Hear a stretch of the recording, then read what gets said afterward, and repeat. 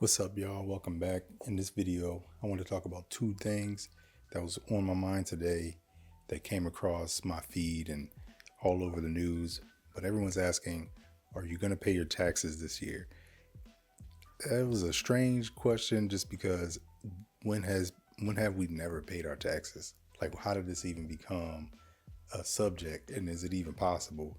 So I looked it up, and apparently the Pentagon has failed its annual audit for the 8th year. Ever since 2018, when it was mandated by the Congress, they're the only government department out of all 24 major departments that have not passed their audit annually. So a lot of people are upset. A lot of people are like, man, why should we pay the government and they're not paying their bills? They're not keeping track of the money, and we don't know where it's going. So, I decided to look it up, and just because I was curious, how many different taxes are there? And so I went to ChatGPT. So I asked, how many different taxes are there in the U.S. and how high were they when they were mandated? And it looks like we have the federal income tax, state income tax, corporate income tax, payroll taxes, capital gains tax. You have taxes on what you buy. You have sales tax, excise tax, gross receipts and business activity taxes. Then you have taxes on what you own, property taxes, estate taxes, gift taxes, wealth inheritance taxes. I mean, we get taxed coming and going. We get taxed when we die. Even our relatives get taxed on what we own after we die. Me personally, I don't have a problem with taxes. I don't like paying more than my fair share.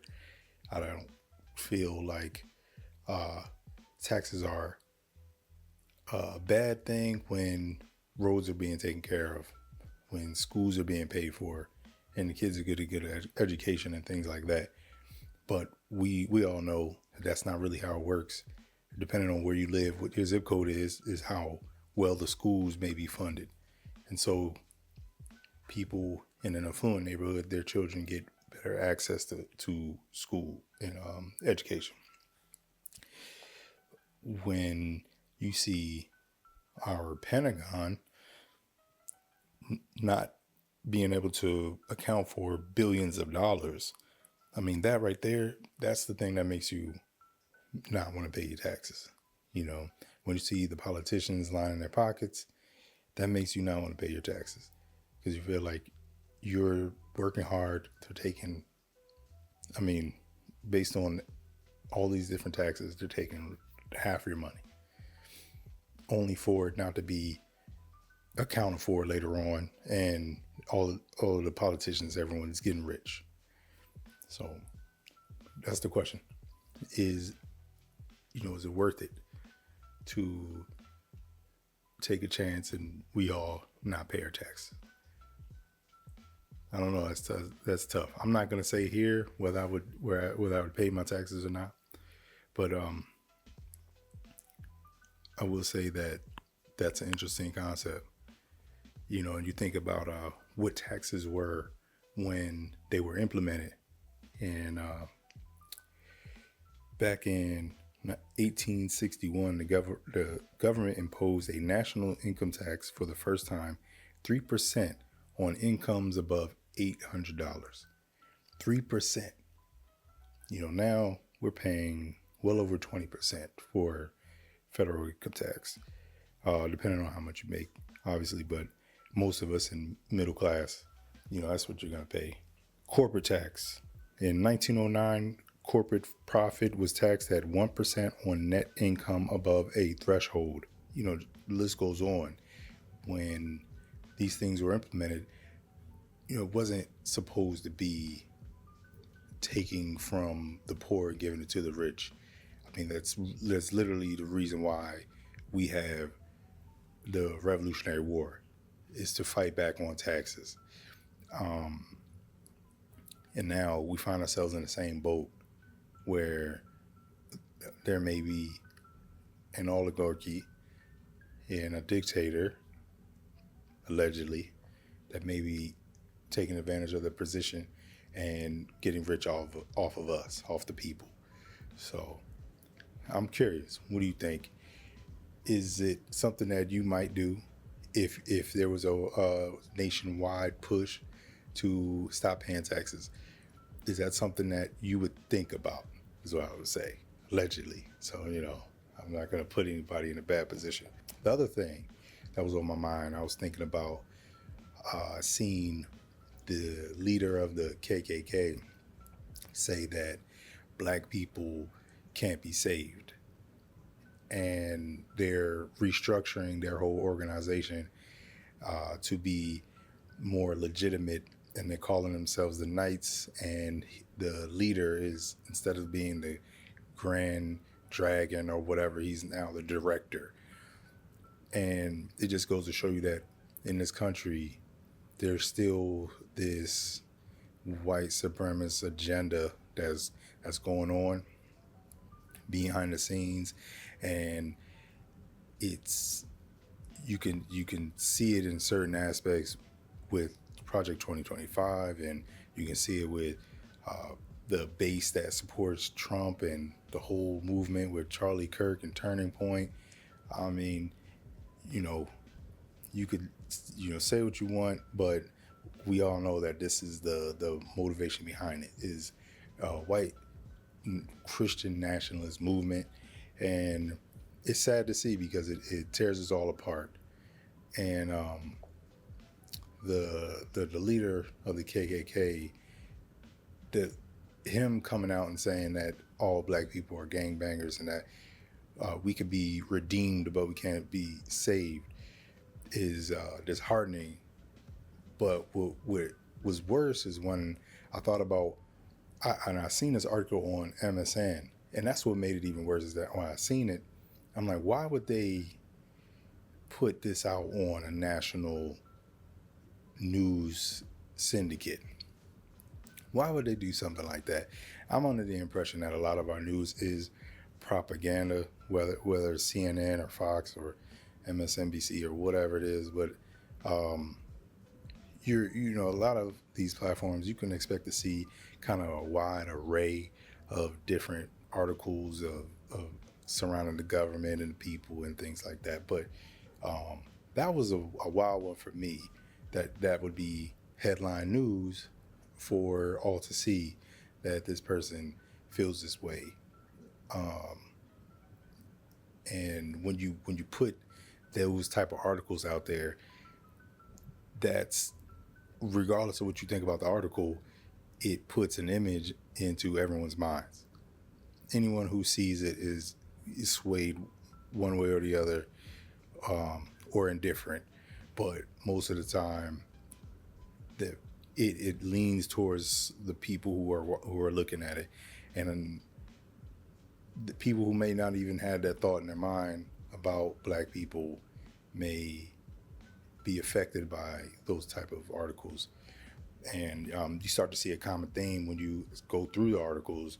You'll see things about Trump this, or any type of mass shootings and all these different things. You see them, they're painting a picture, and they want to put the propaganda out there. But either way, at the end of the day, there's definitely a push that is, when I really start putting all the pieces together, and you start thinking about bombings in Nigeria, you start thinking about them taking down the memorial plaques from the government historical sites of black people. We start seeing them changing the fort names back to Confederate Army generals from black heroes. You start seeing all these different real blatant acts that say that especially this administration, but these people don't want us here as black people. That's tough. But on the flip side of that, when I think about the other side of that, is I think of somebody like 21 Savage, and some of these rappers that are coming out saying that the streets are dead, and if you got the KKK telling the world that black people are gangbangers, and you have the gangbangers talking about the streets are dead, and people are actually fighting them, and they're getting backlash, talking about they don't know what they're talking about, and you can't blame people for living how they live, and let people do what they do, and you used to do this and do that. That's not the point. The point is that he's right, and I would implore anybody who sees this video and that knows a young person, young black man or woman that may be into the wrong things, maybe be in a troubled lifestyle in the streets a little bit, is let them know, like, now is not the time. It is not.